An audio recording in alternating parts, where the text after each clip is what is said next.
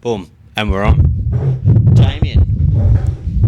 Oh, the man. Sorry, I'm fucking so the podcast is so disheveled at the moment from the mayhem that was on this weekend. Everything's out of sync. All understandable. How have you been? Yeah, good. Just obviously since the last bout, winning the middleweight title, just been recovering and enjoying the holiday sort of period. And, When was your last fight? that's a good question. 29th of October. Oh, so it wasn't too far away. No. Yeah, it was in October. Yeah. It caught me off guard there. Yeah. I don't even remember. Yeah, it's been a while. Is it hard to find? So for anyone who doesn't know, Honeybear's the number one ranked amateur light heavyweight in Australia at the moment and New Zealand. Yeah. Yeah. And number 2 at middleweight. Number 2 at middle. But yeah, How the fuck do you make middleweight? it's I dropped a lot of weight. Yeah, it's I was dropping a lot of weight for light heavyweight.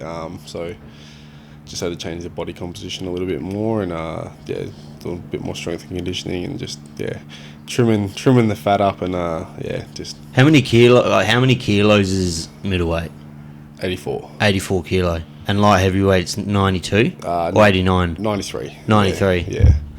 No shit. Yeah. It's a big, even that's like 9 kilos. So you have to cut. Oh, you're way bigger in person. Yeah. It's I normally when I was cutting to 93, I was coming down from like 115. So Jesus Christ. That was a big cut in 8 weeks. Then I've started like each camp's gotten from strength to strength. So sort of get it down pat and got a nutritionist on board and it's gotten progressively easier, and obviously maintaining a bit of weight out of camps and obviously don't want to do too much of patty the batty blow ups, but that's why I like to stay active as well. It just keeps you always ready. And you're 8-1. That's a massive amateur record, eh? That's a lot of fights. Yeah. I was try to be as active as possible. I don't like long layovers. Sort of like I think Volk was touching on it when he took that Islam fight. Like there's just like you just get fucking down, and when you're not in your head a bit. when you're not fighting and you're not you don't have something lined up and I think Whitaker's said something similar as well, like recently as well. We just want to be active. We don't long layovers they're deadly for some people. Some people like them, but I mean obviously Colby just had 2 years off He just dropped the ball. He dropped the ball so hard. I really thought he was going to beat Leon for weeks. Yeah. I was like, I really had it in my head that he was going to beat him. Yeah, no, it's obviously he's still super talented and knows how to fight, but it's a long time out of the cage. 2 years, it's too long. Yeah. At that level, it's insanely too long. Yeah, they obviously at that level you sort of get to that point where you can they get away with fighting once or twice a year, and it's along their steady journey, but I don't know. Especially when you're in those weight classes and you rely so much on speed and like pressing forward. It's not like the heavier weight classes where like Colby never fell back on his power ever. He's got kind of pillow hands. It's they need to be active. Obviously the divisions are changing up so much, as we've seen just in recent times all throughout. Obviously there's just new champion after new champion at the moment, so it's just they're wide open, so it's anyone's taking. So that Shavkat Rakhmonov, I reckon, is going to be the next big thing. He's a future champion for sure. He's a freak. Yeah, so I think he's probably going to be the one next in line, and deservingly so. That'll be an interesting fight, because obviously Leon's done well against grappling heavy guys, but then obviously I think Shavkat's he's a big welterweight. And he eventually will go up, I reckon. And him and Kamza eventually is the fight. Yeah. To me, when he moves up, when he decides to move up, because I reckon he could move up easily. Because he was supposed to fight. He had elbow surgery or something, I think. Yeah. Yeah. So it'd be interesting to see when he comes back, start making some more noise. So do you follow the sport? Because it's so funny how many fighters I talk to, and they don't follow the sport. Yeah, I don't really. As well, you try to stay in the loop. Been really paying attention to watching sort of the middleweights that are obviously getting around. Obviously, not even anyone in the top 15. You just all the people that obviously are up there. And I'm like, fuck. I was watching a couple fight nights back, and I was like, man, I can smash this guy. Like, some of them just aren't really that good. Like, I think that we're ready. Like, obviously, can't wait to get to that stage. And the plans in, this next year go 3-4-0 as like pro, and year after, obviously, you'll be knocking on the door, and like I'm ready to become a world beater, and just Is it hard to find people your size to fight you? Like, because Australia in general is like a pretty small dude country. I think it's going to go sort of more favourable at middleweight and light heavyweight. You don't need as many fights your record doesn't, You just need 3 or 4 big exciting wins. Yeah, really. There's opportunities there. I mean, even just recently there was a post from the Contender Series, and obviously they're seeking middleweights out. So I think it was featherweights and middleweights. So imagine making your pro debut on Dana White's Contender Series. Weirder things have happened. They had a thing. It was like they want people obviously like at least 3 fights and stuff. But it's like, said I'm watching sort of what like some of their talent they have out of the top 15. It's like I don't think too highly of it. I think they're very beatable and very winnable fights. And I've always had the sort of mindset and mantra like, at the end of the day, they're just another 84 kilo human on the scales. Yeah, we obviously, some people blow up more than others, but at the end of the day, like, we're just another human. Like, we're all beatable. Like, we're all going to have our weaknesses, and I think it's just exploiting them. Obviously, good coaches as well, breaking down film and all that stuff. But at the end of the day, you got a really good fight IQ. It doesn't look like you really deviate from your game plans too much. No, inside the cage. Yeah, we haven't had to really. Like we've they've all been pretty similar. We've tailored some to suit the opponent for the matchup, but like I'm still just doing my thing, and looking forward to going back to a bit more grappling smash heavy next. Obviously at the start of the pro run, start utilising those elbows. That's money for me. I can't wait to elbow especially from mount, and just all my clinch positions in cage wrestling. It's just going to be too dominant. Did you grapple Declan at an M16 Open? Yeah. You did, didn't you? Yeah. I fucking knew it was you. Yeah, I thought so. Yeah. That's a tough matchup for anyone. Yeah. It's the first time we've because we haven't even rolled before as well, so it was like just the sort of first time just in the deep end with him. But it was good. I was giving him a little bit of a banter during the roll, obviously because he tried to do some judo, and I was like, judo doesn't work so well on me. I love my judo as well. He's obviously super talented, and obviously off to ADCC now. Yeah, just absolute beast. It'd be good to get some. Those jiu-jitsu specialists are different fucking animals, though. They're just freaks. 'Cause in that realm, it's like I always tell people, like explaining jiu-jitsu to people, I'm like in striking, you can always kind of almost throw a lucky punch and land pretty good on someone. In jiu-jitsu or wrestling, there is no such thing. It's very very calculated. Obviously, high level striking is very calculated as well. But obviously, there's always that chance. Grappling, you can't really just shoot and pray because you end up getting caught or something. So, did you come from like a wrestling or grappling background? Because your game's real top heavy pressure. Very grappling heavy. I just always I started just doing jiu-jitsu when I first started, and I was just doing that twice a week.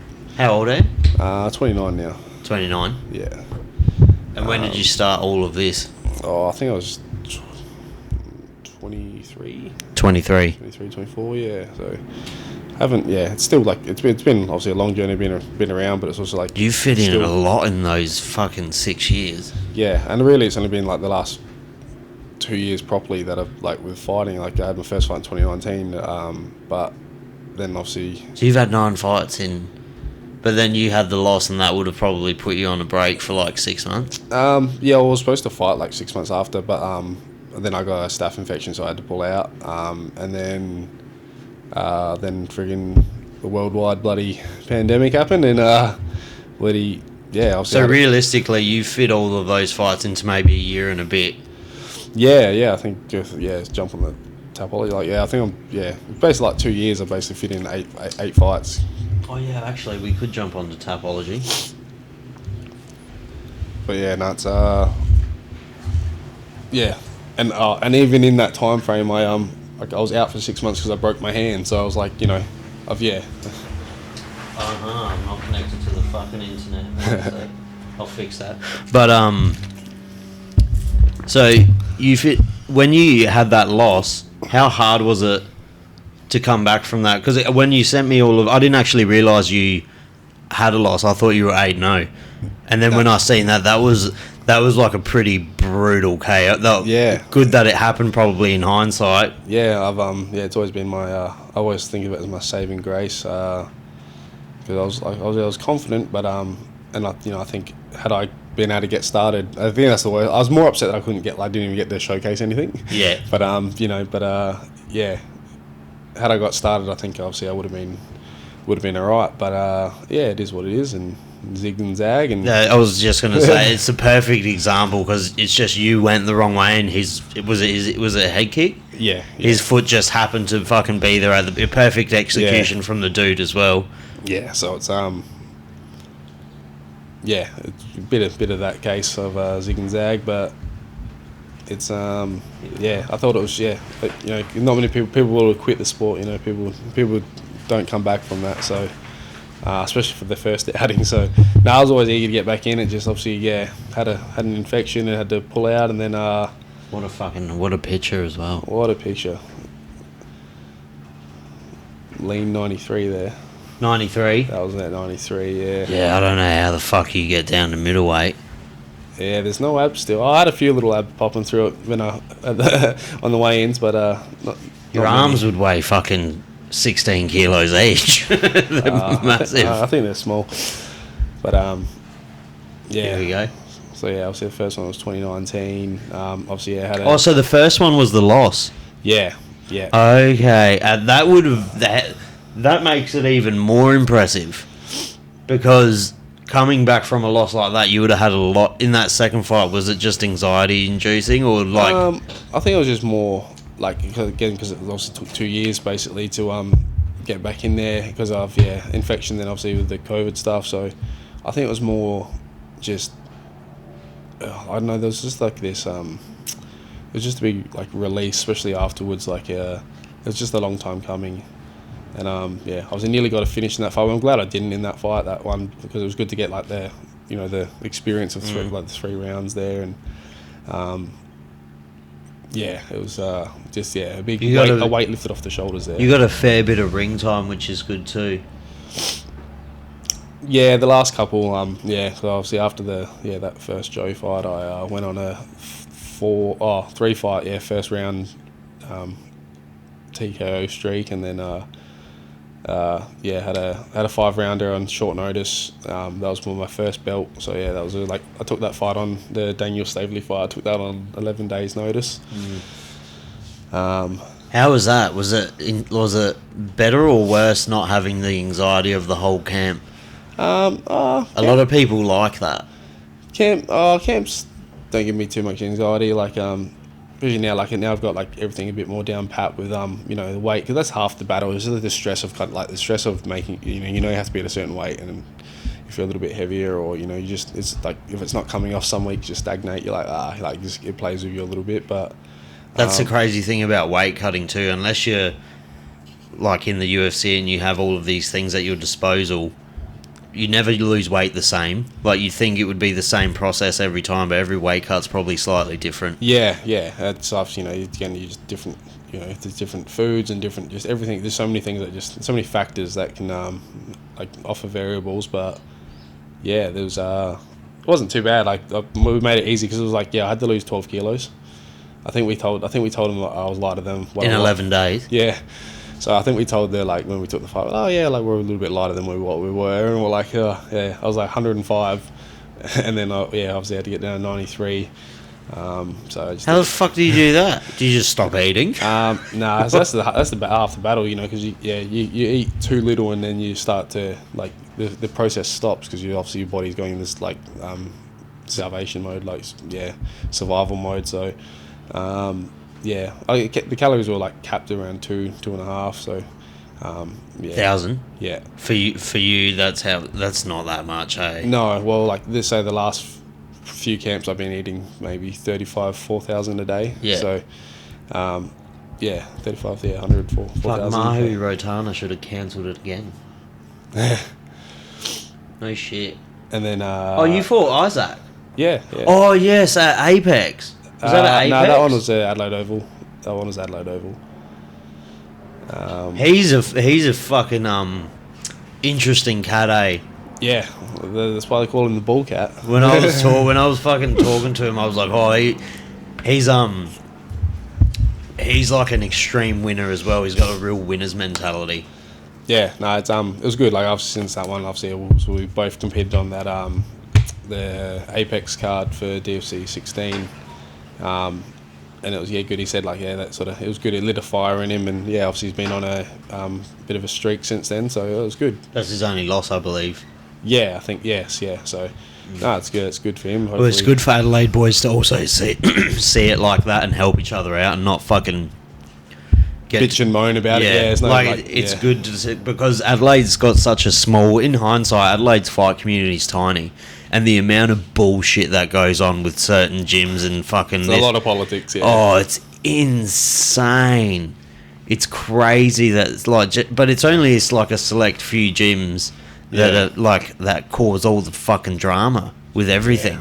Yeah. Element also do their own fight night, don't they? Is it Element Fight Night? Yeah. So we got... I think the next one's May 11th, I believe. So, yeah. Do you fight on those? Have you fought on any of those? I haven't yet.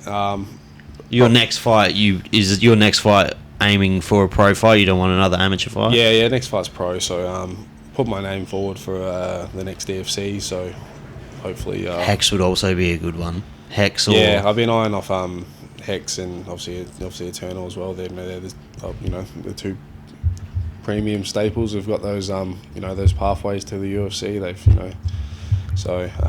But I put the name forward for DFC in March 3rd, so hopefully I get a matchup. If not, obviously there's plenty more options. So we'll see how that goes. We'll see how that plans out. Have you gone interstate to train much? When I went interstate, I went to Melbourne, trained with Jimmy Crute and Johnny Mikulev, the new Hex welterweight champion. That was a really good fight. His last performance against Joseph Luciano. So no shit. Yeah, that was great fight and great performance by Jono. And does he train with Crute? Yeah, at Combat One there and Combat One MMA. That was a good week away. That was obviously before Jimmy's last bout, just helping doing some final preparations with him. So that was an awesome trip. What was it like when you train with someone like Crute with his name? Is it like, is it reassuring to you, or like that? Oh, I can actually kind of hang with these people. Like it's not out of reach. He gave me obviously plenty of good constructive criticism and compliments, and it was it was good. Obviously in obviously I got a long way to go. He definitely outclassed. Put some work on. Yeah, he definitely outclassed me in a lot of pretty much everywhere. But it was also good to know that I was still competitive enough, and there was obviously times it's not out of reach. This isn't ridiculous. Yeah, and it's just obviously it gets it's teeing that sort of stuff up more in the future and getting those that more exposure and just iron sharpens irons. I thoroughly believe that. So just getting across and doing those sort of extra little week or two away interstate or obviously overseas and stuff at those other obviously big gyms, getting in Bali and Thailand and stuff. So have you gone to Bali or Thailand as well? Because Thailand's hot right now. Thailand I haven't been for a couple of years though, but it's definitely on the list to get it back over. And obviously it's with Bangtao and stuff, it's all blowing up. So but yeah, no, it'll be good to get over. It's just good. I miss the lifestyle over there. It's just you just train, eat, sleep. Like it's just I think a lot of fighters move there because you can live like a professional fighter on a really slim budget. Yeah. Obviously, it's just the cost of living right now, and just obviously in Australia is ridiculous. So again, I quit my full-time job over a year ago, and it's just wasn't too bad at the start. Obviously, and then you start to you start to dwindle the savings, and you're like, oh yep, here we are. So you just work part-time and train full-time pretty much now? Well, just sort of coaching and doing privates, and then just so fighting's training. Like your full. Yeah, this is it. So and I think that's been a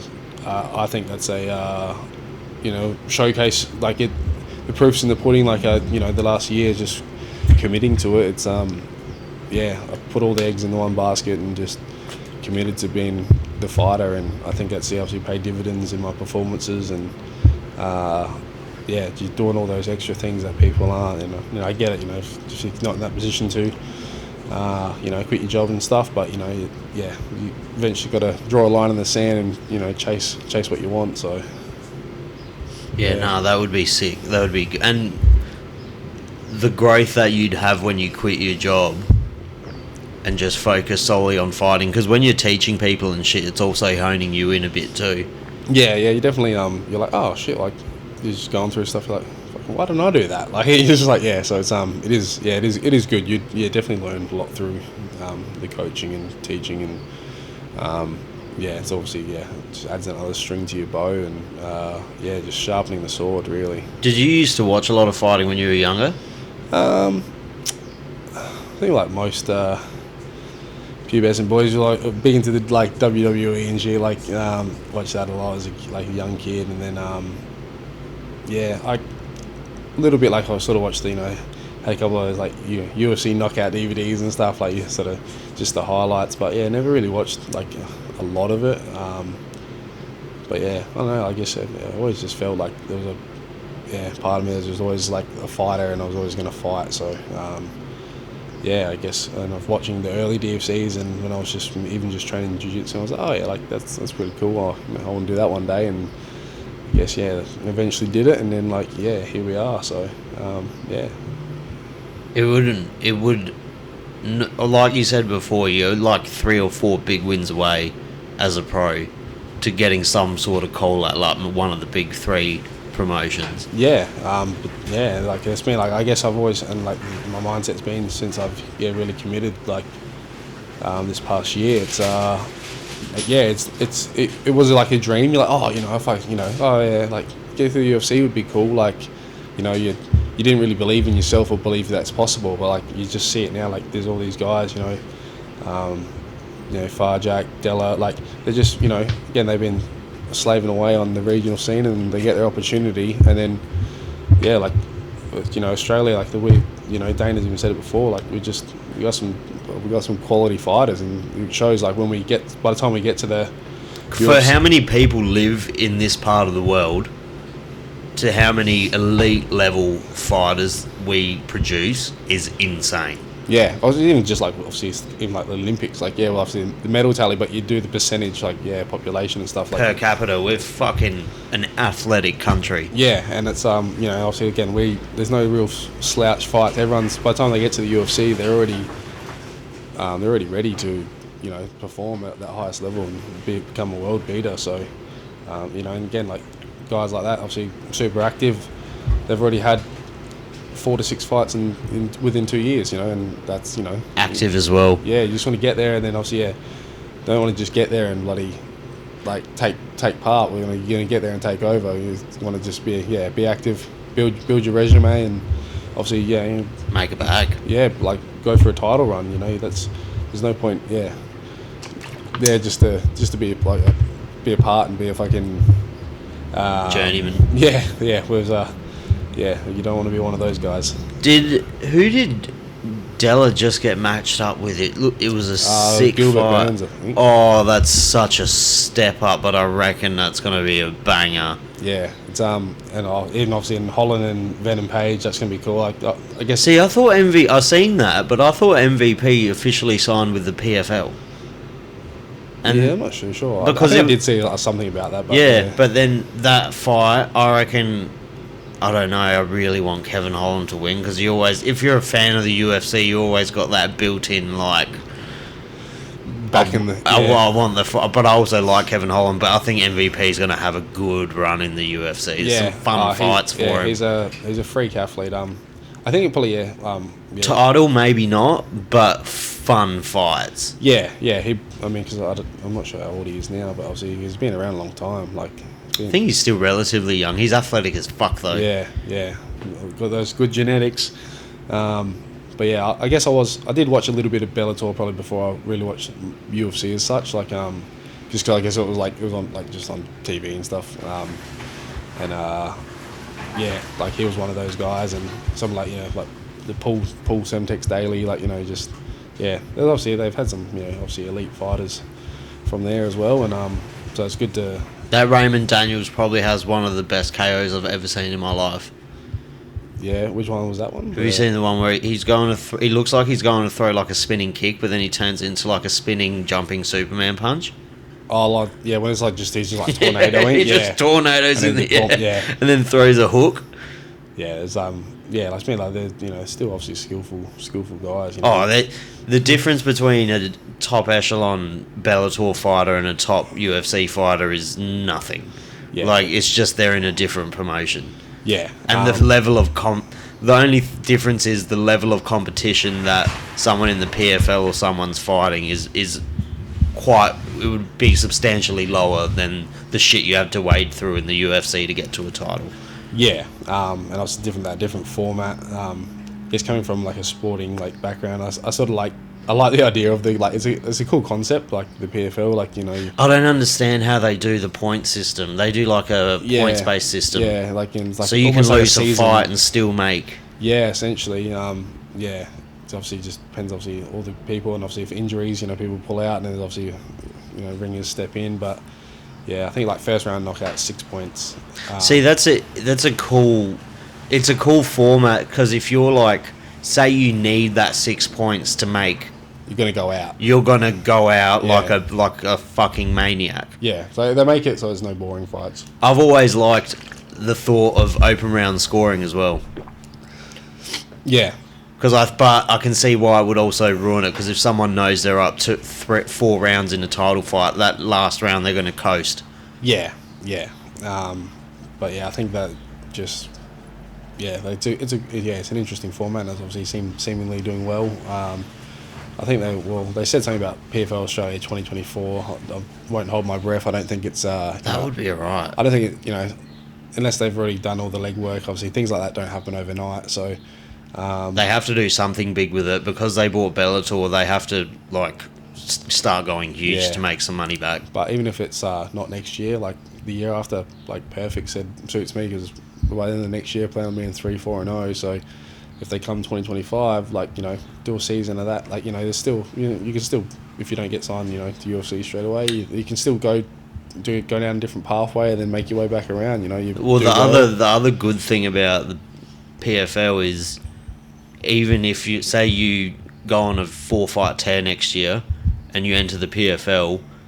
You're in the running to win a fucking $1 million immediately. You're not earning 15 and 15 or 25. You have the ability to win that $1 million at the end of the tournament. Yeah, so that's as a new fighter, which is huge. Yeah, so that's for obviously those the world one bum. So if you enter into Bellator, you have to into the PFL, it's a separate thing to go into that tournament. So the world ones like.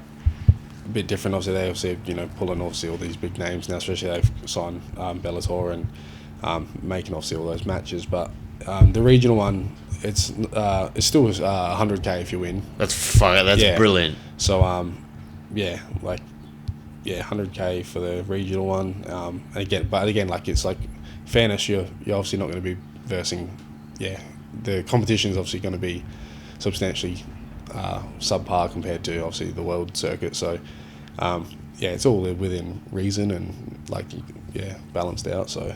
And I imagine you still get paid for your fights as well. Yeah, they still like pay your base salary. And then, obviously, but then you go all the way. It's like the 100K and the strap. So good opportunity if that does come next year or even the year after, and see how it goes. And obviously, definitely put your hand up if haven't Well, getting your foot in the door in any of the promotions is the best thing to do. Doesn't matter which one it is. It's exposure. It's massive exposure. And even like Cage Warriors, that would be an awesome promotion to fucking have a belt. I just want to fight them just to get some yellow gloves. They look cool. Yeah, they're sick. Yeah, it's been obviously super talented people coming from there. Obviously from the European way. Obviously with Connor and Paddy, and they obviously had plenty of talent come from there. But those kind of promotions like Cage Warriors and Eternal, if you can beat the shit out of people in those promotions, you're gonna do well against the top 50 in the UFC. Maybe it not once you get to the top 20, top 30, it's a different story. But those blokes in the top 50 of the in the higher numbers of those divisions, they're just weapon fighters at local promotions. Yeah, and like I said, then they obviously they still have even obviously the most premium promotions still have cannon fodder. That's just helps the storyline for when they know there's that talented guy. People learn on the job as well. Like you're only gonna once you get into one of those big promotions, that's when your skills will double because you're going to be training with higher level competition. You're going to have different opportunities to train full time. It's just a different animal once you enter one of those promotions. Yeah, I think the obviously the luxury of being with the UFC is when they've all the performance institutes. Like so many people are just moving to Las Vegas because they just go to the PI every day. Why wouldn't you fucking live there? It's free. Yeah, I think all of the amenities they offer to fighters are all free. Yeah, so it's a pretty We've made the UFC could be living in Vegas because that obviously it's just you have the luxuries of everything at your doorstep. So it's pretty, and obviously a lot of the fights. Would you do it? Yeah, 100%. Got a contract, and I think obviously depends on what I guess your first initial contract and stuff is. You probably get your first fight. What is it? The smallest? What do they do now? 2020 or 25, something like that. I think it's still pretty 15. No, I think it's even lower. I think it's still 5-5 the first ones. No way. Maybe 8-8. Yeah. That sounds like for people at home who are like, oh, that's 16,000 for a fight. It takes fucking 3 months to get to that fighter training. Yeah. And then you got to pay your taxes, and then you got to pay your coaches. Basically, 50%. You lose 50% of the tax and gym and manager and everything else. So it's so even if I said even that's why you try and get that performance of the night. Even if it's 50 and 50, and if you made say 100K, you're only taking home 50, which is obviously a lot, but it's it's not a lot. It's not a lot if you break your fucking leg in half. Yeah, so it's it's always going to be, I guess, that debate of fighter salary and stuff. But I guess I know from heard from people obviously directly in the UFC, they get looked after well. So and I think you put in the work. You be active and you take short notice fights. Don't say no. You get looked after, and I think you just go out there and put on performance, and you just keep winning and apparently bumps up quick. Apparently, a lot of fighters don't like fighting in Australia because they got to pay our taxes as well. So I don't know how it works for international fighters, but I believe when they come over here, say they earn $100,000 or $1 million, I think they have to pay tax in Australia as well. Yeah, right. And then when they go back home, they may have to pay tax again, possibly. Yeah, right. Yeah, I'm not too sure. I haven't delved too far into that. Yeah. But, one day we'll cross that bridge. But it's that would suck. You don't seem like you'd be much of a shit talker. Can you get down with it? I think I've been I think just especially with grind not like when I was at, like, yeah. Is that one of your sports? Yeah, like, I was pretty chirpy, and I guess, yeah, when like, I was one of the top players in the league, and like, I was very dominant. Is it big in like Australia? It's really it's struggling at the moment. There's not a big enough community for it. Yeah, there's already been there used to be 5 teams in Adelaide. Now there's only 3, and like. Why doesn't it catch on in Australia? I've never personally sat down and watched a full gridiron game.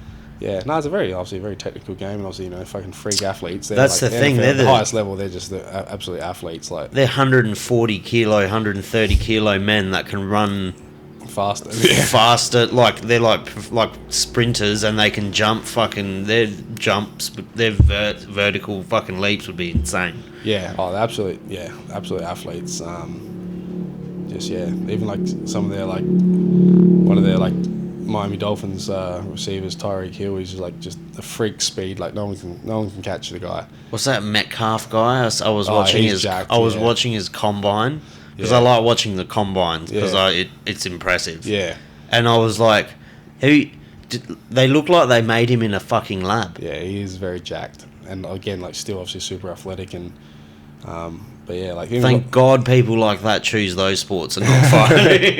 Yeah, it ruined my record. But I was someone like Tyreek, he's super fast. Everyone just thinks, oh, he's just a small, quick guy. When we play local footy, and you're like, oh, it's always that little weedy, skinny guy that's real fast. You can't catch him. But no, Tyreek's actually 6 foot, 95, 98 kilos. So he's basically 98 kilos. He's basically me, this height and weight, and it's just but obviously just super bugger all body fat percentage. 8% body fat all year round. And just super fast. And you're like, oh yeah. What's his name? Tyreek Hill. I'll have a look at this specimen. Tyreek. I mean, obviously, yeah, being 6 foot is, it's not that, it's not that really tall for them. Obviously, a lot of them guys are 6'3", 6'4", 6'6", obviously are massive over in America. But, yeah. Again, same, when you put it in the perspective, I was like, oh, he weighs the same and is the same height as me. You're like, oh, yeah. That's, they are freak athletes. One sport I will never get around is, basketball. Oh my God, what happened? Yeah, I can't. I just struggle with non-contact sports. Yeah, it's not even you don't respect them as much. It's more it's just not as entertaining to watch for me. Here we go. Let's have a look at this specimen. Oh, that's a bold fucking statement. Yeah, he big. Yeah, but then I say obviously he's still obviously absolutely unit, but then again you compare him to then the other guys, he stands next to his he stands next to DK Metcalf. There's someone in the same position as him as a receiver, and he's obviously tiny compared to Metcalf. But so what is his position in the NFL? Wide receiver. A wide receiver. Yeah. So a wide receiver generally would have to be extremely agile, I imagine, because they're the ones that run out to the wing and they're trying to catch the ball from the quarterback. Yeah. But obviously, I guess they have such different. My toxic trait is whenever I watch a gridiron movie or something and I see them stop and then pivot to another area and then they catch the ball and then they stop and I'm like, I could probably do that. Yeah, well look at these these legs. Jesus Christ, that's insane. But again, like you said, especially on TV, it's when the camera's zoomed out, you're like, oh, he looks small, but it's he's, I said, 6 foot, 95 kilos, and just absolutely jacked. But yeah, I quick as fuck. I do enjoy watching the combines because I feel like NFL players are probably on the more athletic side of human beings. That's probably 8-pack going, but their shelf life's only 2 to 4 years, eh? Well, or less in the professional leagues. Depends. The running backs definitely they don't have a very good long career. They are. But then you got Tom Brady and that but he never really would get tackled or. Yeah, they take some hits, but it's they're getting real drilled into not to take hits because obviously they're getting a lot of money. Because I've seen somewhere that the lifespan for a professional NFL player is extremely low. Yeah, you gotta get in, make your money, and get out. Like, you know, but I guess, you know, it's like everyone's passion. They just want to play ball. So And so, can you go? Do you go to the games now in Adelaide? nah, it doesn't really interest me. I think my last game, I think I got ejected and like Crack shit. Yeah, I was just over it. It was just like, I think I was just, I did everything in the sport I could. I've won the league MVP and, you know, numerous, I've had plenty of accolades and I've just sort of did it all, and I was just, getting a bit over it. And I feel like it doesn't catch on in Australia enough because we like free-flowing sports here. It's very like start and stop, whereas like you go to a rugby game, balls in, balls, like it's just it's fucking banging footies the same. Yeah, people just don't understand it. Obviously because there's so many like different rules and there's a lot of technicalities to it. The bloody officials don't even know half the rules. There's so many bloody rules, but it's like but it obviously is like it's a beautiful sport still. Like there's obviously the technical aspect of it, and there's a lot of game plan. And I'd have to sit down with someone that actually knows the sport to watch it the first time, because I know if I watch it I'd be like, I have no fucking idea what's happening. But then I don't understand how Americans don't understand a footy game. Like, I love watching YouTube videos of Americans reacting to AFL. Yeah, they're like, oh, that's because wild. They're like, what the fuck's going on? I'm like, it's the easiest sport to understand in the world. You get the ball, you kick it forward, and you try and get it between the two sticks. Yeah. Like, there's nothing else to it. Yeah, I didn't mind watching when they were doing the like the Gaelic bloody international rules footy. That was fun. That's sick. They don't do that anymore, do they? They stopped that a long time ago. But that was always fun. Like, obviously, you get the best AFL players versus Ireland. So yeah, I think footy players are definitely on the higher end of athletes now too. Because when you break it down, they hit really hard. They're all pretty quick. They're not as quick as like an NFL player, but they're agile as fuck, and they're big men. Yeah, they've got some big bodies. Obviously they put them, you know, again, they get them obviously so young, they put them through the programs and get them, developed. I think that's the thing, I guess they catch them, really young.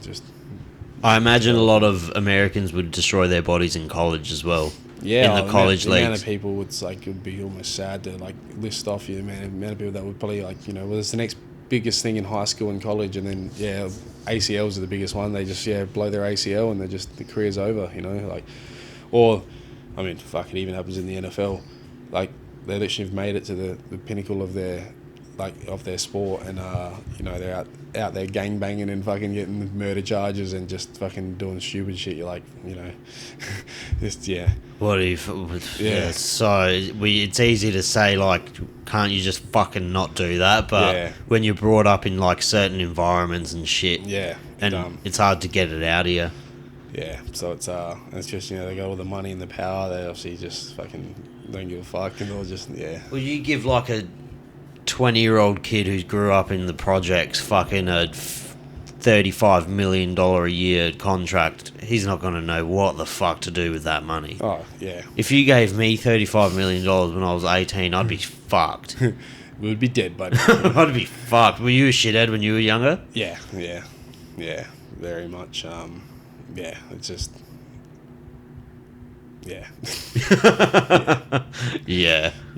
Because you seem like a real kind of calm person now. Yeah, I try to be. I think, like I said, I guess when we're obviously talking about... That's probably why you need to punch people in the face every 3 months. Yeah, I get itchy for it if I don't if I'm not active. I just I start to get like I become a bit more of a shit person when I just very irritable. Yeah, I just need to I need to release it. So I think I guess, and like I was sort of saying about like smack talking. I guess I was doing it. I did it a fair bit in gridiron, but I don't know. I haven't felt the need to in this sport. I guess because I've how I know firsthand how quick and easy it is to get humbled. But it doesn't matter. You get to a point where you obviously it's also you're selling yourself, you're selling your brand, you're selling the promotion. You fucking got to make fights happen. Got to sometimes it's bit of good publicity. But, Have you fought anyone that you really didn't fucking like yet? No, the person I wanted to, but he pulled out. They didn't want it. So I was supposed to. So when I fought Isaac Hogan, I was supposed to fight. What's his name? Oren Palmley. Yeah, this From Adelaide? Nah, he's a bitch from Gold Coast. Brisbane. Bitch from Gold Coast. Yeah, we were supposed to fight. We were supposed to run it, and he bitched it. He pulled out. So. Well, just couldn't hack it. He didn't want the smoke. Didn't want the smoke. What was his name? Oren Palmley. Oren Palmley. Yeah. So hopefully we can. Hopefully he gets this and gets the message loud and clear. I'll make a clip of it for him. Maybe that could be your debut. That could be, yeah. That could be your pro debut. I don't think he's ready for it. I don't know. Last I saw a few months ago, he was in a bloody moon boot. So I don't know. Oh, really? I don't know. Might be a fake one. Might be a fake one. Yeah, no, it's yeah, no, he had his chance to fight me and he ran away. So, but he, yeah. With your record though, it would be fucking. It'd be like, oh, do I really want to fight him? Like, because that's a big record. So he's I think he's 8-3-1. So he's he's had a few more fights. But yeah, he was as an amateur as well. There's a thing that amateur in MMA. It's pretty common in boxing for boxers to have like a ridiculous amount of amateur fights. But in MMA, you'd always see fighters back in the day that were like 3-0, 4-0, or like 3-2 in amateurs, and then they'd jump straight to pros. These days, you see a lot more people getting in heaps more ring time before they make the move over. Yeah, I think everyone's different. I think everyone's on a different journey, obviously. But yeah, I think around 8 to 10's that magic number. Like, I think you should have enough, like, just to get all the cobwebs off. I mean, we took like we took the certain fights for reasons, like to get different looks for different opponents. Like, one of my opponents was 6'6". You know, like Who the fuck did you fight that was 6'6"? That was the Daniel Stavely on short notice. Who's 6'6"? Yeah. At light heavy. Yeah, the fight was at light heavy. He's fought middleweight before, but yeah, that was at light heavy. How the fuck do you make? If he turns to the side, is he see through? How fucking skinny is he? Yeah, just lean. Yeah, just obviously just tall and slender. Just no shit. But yeah, so and then I fought, fought just different people, different body shapes, different styles. I was going to say Isaac would be like on the opposite end. He's like a nugget. Yeah, and obviously fighting him, we knew he was obviously very powerful and obviously southpaw, getting different looks. So just we pick the fights that are the right fights at the right time, and you curate obviously your record, I guess. But again, yeah, you look around. Some people have taken some pretty easy fights. I was like, yeah, don't think too many people can say that I've taken easy fights. Obviously versed some tough guys, and yeah, I've still obviously find a way to win and put them away. So, do you cross train a lot? Not really. Not that it's not I'm not intentionally doing it. I've been meaning to. I probably will, especially like going pro now.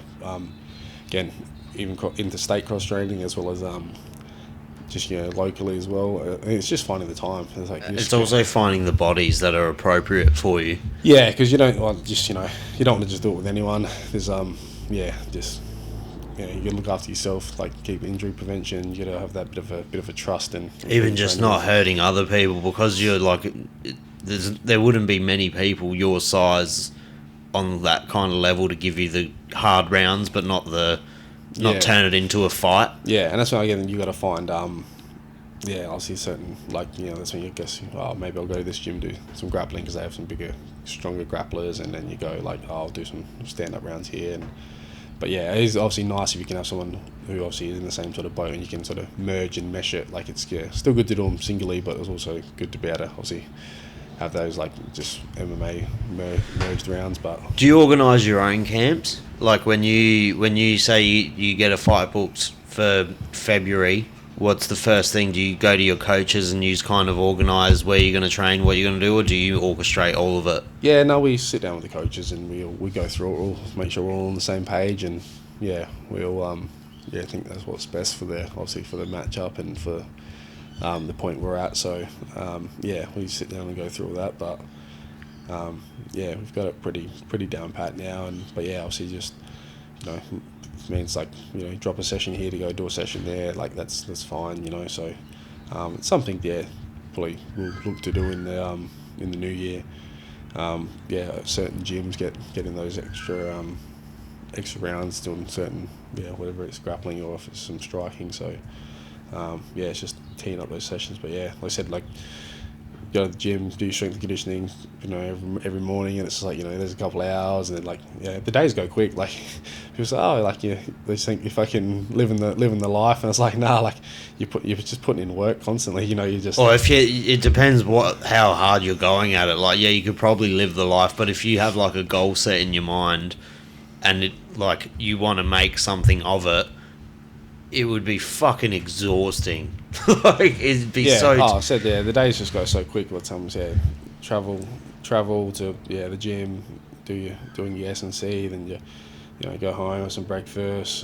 You got 2 PTs that day. You got a class. It's like then you still got to do your 1 or 2 sessions at night, doing your technical stuff, and then so you're basically training twice a day, like every day, and then fitting in everything else around that, it basically is a full-time job. It's just I'm just not stuck in a warehouse anymore for fucking the whole day, and just obviously just working on yourself, making yourself obviously a better athlete, and Does Element get packed? Is it big there? I've never been to Element. We've got like about 250, 300 members, I believe. So. Do you have a cage in Element? Yeah. Is that the cage you use for Element Fight Night as well? No, we use the DFC cage for that one. Oh, yeah. Yeah. But, we got everything all sorted. And it's good that you're doing a promotion. Apparently it was really good last time. Yeah, no, it's always been a good show. There needs to be more in Adelaide. Yeah, well, more people just need to fucking just pull the trigger on it and do it. I think that's the sort of thing behind it, obviously, just, trying to be that, that real amateur card that they're just really, giving people that experience, Even Miles has been thinking and talking about maybe doing something for ages, but the logistics of it it sounds a lot easier to just put together a show than it is. Oh yeah, there's a lot of legwork going behind the scenes, and it's and people pull out, and people you got to find, and even just finding the people's hard enough. Yeah. Again, like I said, like in Adelaide as well, again, a little bit smaller smaller certain ratio. gyms don't want to fucking associate with other gyms and this and that. Some people have these little truces or something. I don't know, they don't want to fight each other, but again, it's just experience. You can still be mates after or whatever. Well, at the end of the day, if you don't like another gym, you'd want to fight that gym because you want your student or to beat the fuck out of that student from that gym. It's the perfect sport to not like each other. It doesn't make any sense why you wouldn't want to associate with a gym that you don't like, because the main aim in fighting is to inflict as much fucking damage on your opponent as possible and receive the least. Yeah. So that's just a lack of confidence in your abilities. Yeah, I think we see is a you see some people thrown in, I think, a little bit too early as well, and obviously that's also, I think, they say it's all experience, but there is bad experience. It's just fighter farming, really. It's just putting people in when they're not ready. Yeah, so it's just also can be a bad experience for some people too. But again, it's. At the end of the day, though, fighting's just not fucking for everyone. No, that's the thing. It's not one of those sports where everyone can have a crack at it, because 80% of people who have a crack at it will never do it again. Yeah, because it's not nice getting the shit kicked out of you. No, it's the people. Yeah, they come into the gym. I'm sure every other gym gets it as well. There's just. They want to be a fighter. It's you hear that 1,000 times. You're there's only maybe 1 out of every 1,000 that bloody sticks at it, So, but we've done well cultivating a development squad and growing the fight team slowly but surely at the moment. but yeah, there's no. Sorry, I just had to turn my charger on. No, oh gee. But yeah, it's like people will come in, sign up, They just think you just do a few sessions. It's like, do 2 classes. A lot of them just think, oh, it's just an 8-week fight camp, right? You're like, no, it's just they forget about the years of work, to like just the knowledge that you have to learn for the years prior. Like, it's just so much, you know. That's another thing. Like, we were just talking before about how NFL athletes are like probably some of the greatest athletic specimens in the world. Fighters mentally are freaks, like just freaks of nature. If you're like a top echelon fighter, like perfect example is Tony Ferguson is obviously past his prime now. Yes, he's done, but he still is the only person to ever finish David Goggins' Hell Week. Yeah, and that's him at his worst. Yeah. It's just a different.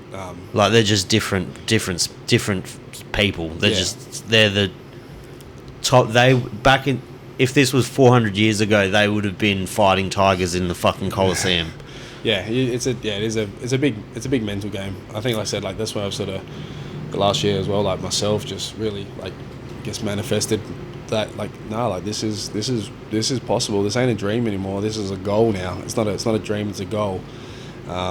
You know, bloody, don't settle for a dream you can catch. I know it's possible. So yeah, like I said, it's a realistic factor, and fucking hell, I might not even have the dream start. Like my amateur career could go out, I can lose 2, but like then you look at someone like Jack Della, gives you that hope, like fucking he lost his first 2, then he went on a fucking 10-fight streak and he's in the UFC. So and he's gonna be a title contender for the next 5 years. Yeah, so it's just like it's that ability to face adversity and really really bounce back from it, and that's like I think I've really done my even just throughout my amateur career, like breaking my hand, took 6 months off, just been through so much adversity, and it's just people don't know what goes on behind closed doors, and you're just always battling and fighting, and then you push through, and whether it's mental, physical,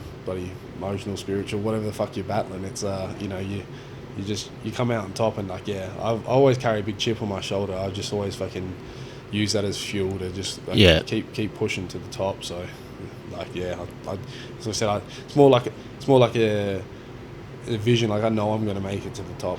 I know I'm going to make it to one of the big promotions. It's just a matter of when. And again, in my timeline, and part of my plan is, obviously 3-4-0 into next year, and then the year after things are going to happen. So it's all that's how it's mapped out. I've got it planned, and I'm working towards that plan.